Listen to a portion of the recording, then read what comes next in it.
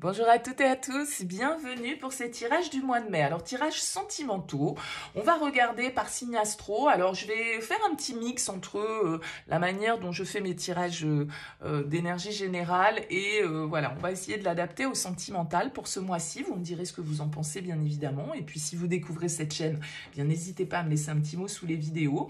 On va utiliser le tarot et on va prendre 7 cartes du tarot. Une carte pour voir un petit peu votre énergie principale, votre objectif, votre force, le défi, le conseil, l'énergie du partenaire, si partenaire il y a pour vous, et puis vers quoi vous vous orientez sur cette fin mai. Alors bien sûr, ça reste un tirage général, donc il est évident que ça ne va pas parler à tout le monde. Prenez uniquement si ça fait écho pour vous. Allez jeter un coup d'œil sur votre ascendant, sur votre signe lunaire, ça peut vous amener des compléments, ça peut peut-être plus vous parler que votre signe solaire. En tout cas, prenez toujours le recul nécessaire, bien sûr, par rapport au tirage. Et si vous souhaitez eh bien qu'on échange ensemble et qu'on fasse une guidance personnalisée, vous avez mon mail qui apparaît en bas de cette vidéo, lililataro@yahoo.com. Alors je fais toujours une approche préalable avant la première consultation pour voir si je cerne bien votre situation. Donc dans votre mail, pas de détails, juste prénom, date de naissance des personnes concernées, le domaine, c'est pro, c'est financier, c'est sentimental. Ne me posez pas de questions parce qu'il y a déjà des éléments de la situation parfois dans vos questions. Donc restez le plus large possible et après, bien sûr, je reviens vers vous pour vous expliquer mon fonctionnement. Voilà pour le préambule. Écoutez, on se retrouve tout de suite pour votre tirage. Bienvenue les taureaux pour les énergies de ce mois de mai. Alors qu'est-ce qu'on a pour vous? On a deux arcanes majeurs. On a le pendu ici qui surplombe, on va dire, votre tirage. Et puis on a le fou également ici dans les énergies de l'autre. On retrouve des deniers, on a des épées, on a des coupes, on a des bâtons. C'est un tirage qui est quand même assez équilibré pour vous et qui peut quand même nous parler ici de nouvelles aventures, de nouvelles possibilités ou d'un regain d'énergie dans une relation. Alors, vous êtes dans l'énergie principale du valet de coupe, les taureaux. Le valet de coupe, c'est le rêveur. Le valet de coupe, c'est l'ado. Alors, le valet de coupe, ça peut être les débuts d'une histoire. Ça peut être une rencontre, un petit coup de cœur, un flirt, quelque chose de mignon, quelque chose de léger pour l'instant. Avec un valet de coupe, ça peut vraiment être les premiers pas de quelque chose. Et on a dans les énergies de l'autre le fou. Donc on a également cette idée un petit peu d'immaturité, de nouveauté, de jeunesse. Alors, ça peut être quelqu'un peut-être de plus jeune que vous, avec ce valet de coupe et ce fou, quelqu'un d'un petit peu immature, d'un peu libre comme ça, d'un peu aventureux. En tout cas, le valet de coupe nous parle de reconnexion à soi aussi et donc d'expression de sentiments. C'est les balbutiements de quelque chose. Donc ça peut être un renouveau dans une relation et à ce moment-là, ben voilà, on repart à zéro, on repart pour une nouvelle aventure et on se redécouvre. Ou soit c'est une nouvelle rencontre pour vous qui peut ressortir ici. Alors vous avez comme objectif la 2 de bâton. La 2 de bâton, c'est une carte de réflexion et de planification. Vous voyez, sur ce tarot, elle est symbolisée comme une personne qui est en train de faire une pause, elle a pris sa carte, elle est en train de regarder un petit peu la route qu'elle va prendre, quelle est la suite du voyage. Donc c'est une carte de prise de décision, de réflexion sur les opportunités qui se présentent à nous. Il y a peut-être ici plusieurs trajets possibles, plusieurs possibilités.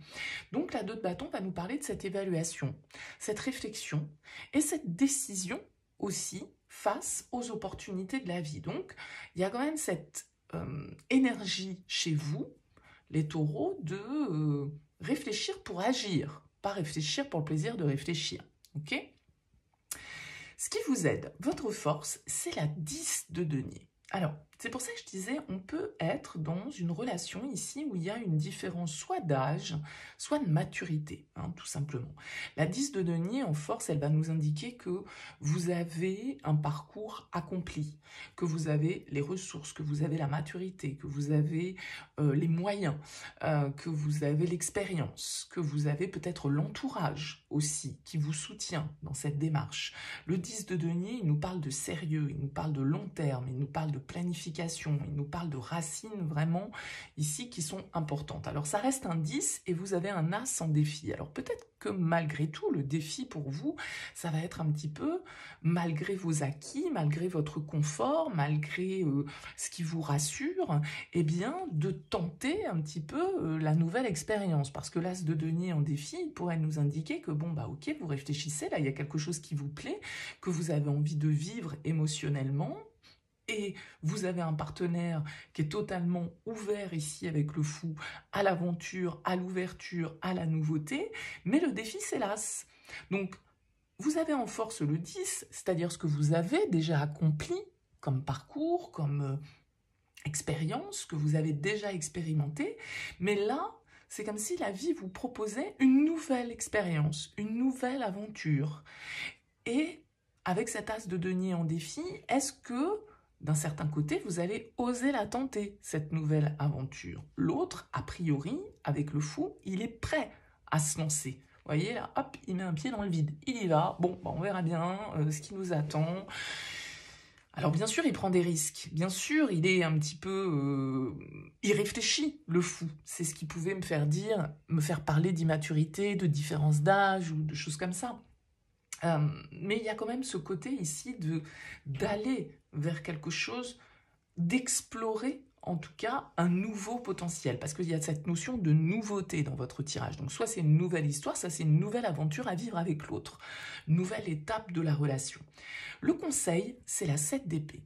Alors la 7 d'épée, c'est la carte du voleur, de celui qui se défile, de celui qui ment, de celui qui calcule.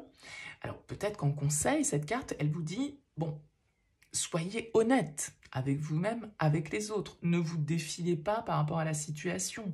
Analysez les choses de front. Ne faites pas les choses en cachette, à la dérobade. Alors, pour d'autres, et peut-être une petite partie, ce 7 d'épée en conseil vous dira, soyez stratégique, réfléchissez, voyez un petit peu comment vous pouvez organiser les choses. N'en parlez pas à tout le monde, restez discret. Ça peut être ça pour certains d'entre vous, voyez ce que vous vivez.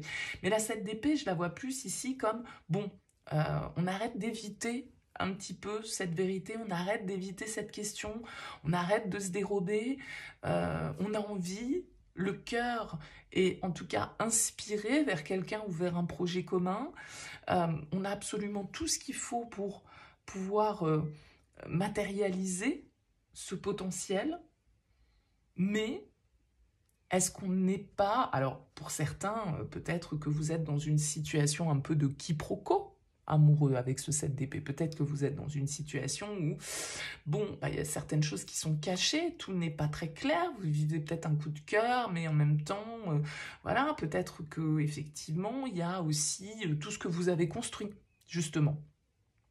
Donc ce 7 d'épée, il vous invite à l'honnêteté, en tout cas. Alors d'abord avec vous-même et bien sûr ensuite avec les autres. Donc voyez votre cas de figure et comment tout ça résonne pour vous. Est-ce que c'est par rapport à l'autre que vous devez être honnête? Est-ce que c'est par rapport à vous? Est-ce que c'est par rapport à une situation plus largement? Je ne vais pas revenir trop précisément sur ce fou, vous avez compris un petit peu cette idée, cette énergie chez l'autre, d'ouvrir autre chose, de liberté, de se libérer, d'oser, de prendre des risques, d'être fou justement, d'être intrépide, de ne pas trop réfléchir. Donc j'ai l'impression qu'il y a quand même de la réflexion, parce que vous avez le pendu qui est là. Donc le pendu, il nous indique quand même que on prend le temps de réfléchir un petit peu à toute cette question. Et c'est aussi ce 2 de bâton. Vous savez, en fait, les taureaux, que vous êtes face à un choix, que vous devez prendre une décision, que, voilà, il va falloir se lancer à un moment ou à un autre, où il va falloir faire tomber les masques.